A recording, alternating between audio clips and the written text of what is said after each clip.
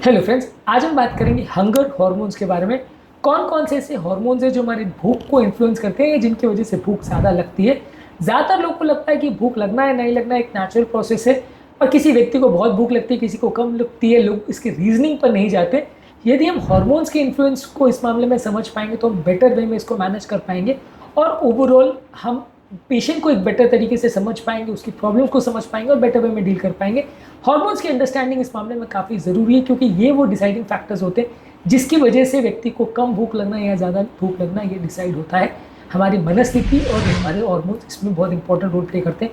आज हम बात करेंगे हंगर हार्मोन्स पर। सैटिस्फैक्टरी हार्मोन को एक अलग फैक्टर में अलग वीडियो में हमने डिस्कस किया है। आज हंगर हार्मोन्स पर मेनली फोकस करेंगे। शॉर्ट में सैटिस्फैक्टरी हार्मोन्स पर भी बात करेंगे। टॉपिक पर जाने से पहले जो लोग हमारे चैनल पर नए हैं उन्हें रिक्वेस्ट करूंगा कि चैनल को सब्सक्राइब करें, वीडियोस को लाइक करें, शेयर करें, फॉलो करें, कमेंट करें, पूरा देखें। टॉपिक इंपॉर्टेंट है, इसे एंड तक देखिएगा। चलिए शुरू करते हैं। सबसे पहले सबसे इंपॉर्टेंट हार्मोन है ग्रेलिन, यानी हंगर हार्मोन। ये बेसिकली हमारे पेट से बनता है। जब भी हमें भूख नहीं लगती है, खाने के बीच का जो टाइम होता है तब एक्टिवेट होता है।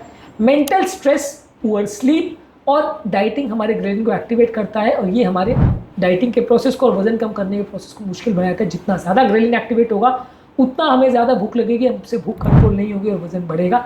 जिन लोगों को कंटिन्यूस मात्रा में बहुत ज़्यादा ग्रेलिन बनता है वो अपनी भूख को कंट्रोल नहीं कर पाते। जब कभी भी आपको भूख ज़्यादा लग रही है तो मान के चलिए कि कुछ ना कुछ इसमें ग्रेलिन का रोल है। ग्रेलिन का इंपॉर्टेंट रोल होता है जो कि हमें भूख लगवाता है, ब्रेन को इन्फ्लुएंस करता है, जिसकी वजह से हमको ज़्यादा खाना खाने की इच्छा होती है। यदि हम बहुत ज़्यादा मात्रा में अगर प्रोटीन खाते हैं तो ग्रेलिन लो होता है। 7 से 9 घंटे की नींद रखते हैं तो ग्रेलिन लो होता है, और एक्सट्रीम कैलोरी रिस्ट्रिक्शन या बहुत क्रैश डाइट करते हैं तो ग्रेलिन बढ़ जाता है। बहुत सारी तरह से हमारे डाइट और हमारे बिहेवियरल पैटर्न से इन्फ्लुएंस होता है। हमने अलग वीडियोस में हंगर हार्मोन्स और सैटिस्फैक्टरी हार्मोन्स को इन्फ्लुएंस करने वाले फैक्टर्स पर बात करी है, वो वीडियोस को जरूर देख लीजिएगा। इसके अलावा स्ट्रेस हार्मोन यानी कॉर्टिसोल, जो कि एड्रेनल ग्लैंड बनाता है, ये भी हमारे शुगर की क्रेविंग को बढ़ाता है, और ये भी प्रोसेस कार्बोहाइड्रेट्स और ये सारी चीज़ों की क्रेविंग बढ़ाता है। जितना ज़्यादा बॉडी में कॉर्टिसोल होगा उतना हमारा इंसुलिन रेजिस्टेंस होगा और उतना वजन ज़्यादा बढ़ेगा। जितना मानसिक तनाव होगा उतना हम ज़्यादा खाएंगे और उतना हमारा वजन बढ़ेगा।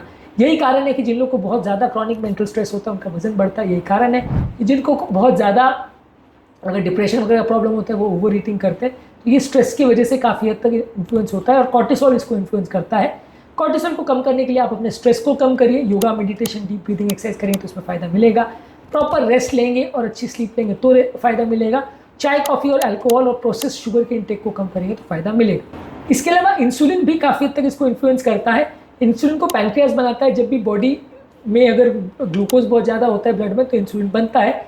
ये हमारे हंगर को इन्फ्लुएंस करता है। जब बॉडी में इंसुलिन रेजिस्टेंस बढ़ जाता है, जब बहुत ज़्यादा बॉडी में इंसुलिन हो जाता है, तो हमारा बॉडी का भूख का सिस्टम डिसरेगुलेट हो जाता है, जिसकी वजह से क्रेविंग बढ़ती है, और इसकी वजह से हम बहुत ज़्यादा खाते हैं। जब हम अलग अलग तरीके से, जैसे फास्टिंग करके, वजन को कम करके, खाने पीने में ध्यान रख के, फाइबर प्रोटीन को ज़्यादा लेके और रिफाइंड कार्बोहाइड्रेट और शुगर को कम करके इंसुलिन रेजिस्टेंस को कम करते हैं, तो हमारा भूख लगना भी कम हो जाता है। यही कारण है कि जब पेशेंट को इंटरमिटेंट फास्टिंग वगैरह करवाते हैं तो उनका भूख लगना नेचुरली कम हो जाता है, क्योंकि ये टेक्निक से जैसी बॉडी का इंसुलिन रेजिस्टेंस ड्रॉप होता है आपका क्रेविंग्स कम हो जाती है, और ओवरऑल जो साइकोलॉजिकल हंगर या बाकी सारी चीज़ें उसको कम करने में मदद मिलती है। इसके अलावा कोलेसिस्टोकाइनिन, जो कि बेसिकली एक सैटिस्फैक्टरी हार्मोन है, ये हमारी भूख को शांत करता है, लेकिन जब ये कम बनता है तो भूख हमें ज़्यादा लगती है। कोलेस्ट्रोकाइनिन बॉडी में फैट और प्रोटीन के डाइजेशन में बनता है, पेट से बनता है। हेल्दी फैट जब हम खाते हैं तो ज़्यादा बनता है, प्रोटीन खाते हैं तो ज़्यादा बनता है। जब हम नहीं खाते हैं या अनहेल्दी प्रोसेस फूड खाते हैं तो ये कम बनता है, तो हमारी हंगर हार्मोन्स एक्टिवेट हो जाती है। पेप्टाइड वाई भी इसी तरह से एक सैटिस्फैक्टरी हार्मोन है, जो कि हाई प्रोटीन डाइट खाने से, फाइबर खाने से बढ़ता है और अल्ट्रा प्रोसेस फूड खाने से कम होता है। ये भी हमारी भूख को शांत करने में मदद करता है। जब ये कम हो जाता है तो भूख बढ़ जाती है, तो ये भी हमारे डाइटरी पैटर्न को इन्फ्लुएंस करता है। किसी की बॉडी में अगर ये कोलेसिस्टोकाइनिन या पेप्टाइड वाई की अगर कमी हो जाए या लेप्टिन की अगर रेजिस्टेंस हो जाए, ये काम नहीं कर पाए, बने कम, तो वैसे व्यक्ति को भूख ज़्यादा लगेगी। इसी तरह से जो लेप्टिन हार्मोन है वो बॉडी का सबसे इंपॉर्टेंट सैटिस्फैक्टरी हार्मोन है, सबसे इंपॉर्टेंट फुलनेस हार्मोन है। ये जब बॉडी में जाता है तो हमारे ब्रेन को मैसेज जाता है कि खाना की और ज़रूरत नहीं है, और अगर ये बॉडी में कम होता है या इससे रेजिस्टेंस होता है, जिसे लेप्टिन रेजिस्टेंस बोलते हैं, तो इसकी वजह से हमें भूख ज़्यादा लगती है। तो किसी की बॉडी में अगर लेप्टिन प्रॉपर मात्रा में है तो भूख कम लगेगी, लेप्टिन कम हो रहा है, ये काम नहीं कर पा रहे तो भूख ज़्यादा लगेगी। जो लोग प्रोसेस फूड खाते हैं, रिफाइंड कार्बोहाइड्रेट्स खाते हैं, बिल्कुल एक्सरसाइज नहीं करते और प्रॉपर नींद नहीं होती, मानसिक तनाव ज़्यादा होता है, उनका लेप्टिन रेजिस्टेंस होने का चांस ज़्यादा है। इंसुलिन भी एज ए हार्मोन आपके लेप्टिन रेजिस्टेंस को इन्फ्लुएंस करता है, जिसकी वजह से जब लेप्टिन प्रॉपर काम नहीं करता है तो आपको ज़्यादा भूख लगती है, और ओवरऑल वजन बढ़ता है। तो बेसिकली जो सैटिस्फाइटी हार्मोन्स है जैसे लेप्टिन, पेप्टाइड वाई, कोलेसिस्टोकाइनिन और इंसुलिन, ये अगर प्रॉपर वे में काम करेंगे तो आपको भूख कम लगेगी और आपको वजन नहीं बढ़ेगा। और जो एक्चुअल हंगर हार्मोन्स है जैसे ग्रेलिन और कोर्टिसोल, ये अगर ज़्यादा रहेंगे तो हमें भूख ज़्यादा लगेगी और वजन ज़्यादा बढ़ेगा। वो कम हो जाएंगे तो भूख कम लगेगी। ये सारे हार्मोन्स आपस में काउंटर बैलेंस की तरह काम करते हैं। जो हंगर हार्मोन्स है और वो बढ़ जाएंगे तो भूख ज़्यादा लगेगी, सैटिस्फाइटी हार्मोन्स बढ़ जाएंगे तो भूख कम लगेगी। ये आपस में बैलेंस वर्क रहता है।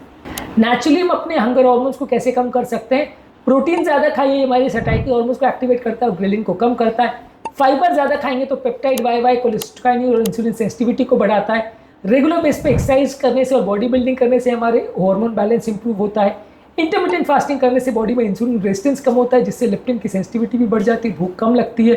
और प्रॉपर अच्छी क्वालिटी की नींद होने से और मानसिक तनाव को कम करने से भी हमारे हंगर हार्मोन्स कम होते हैं। आज के टॉपिक में हमने हंगर हार्मोन्स पर बात करी। अलग वीडियो में हमने सैटिस्फाइटी हार्मोन्स पर भी बात करी, उस वीडियो को भी जरूर देख लीजिएगा।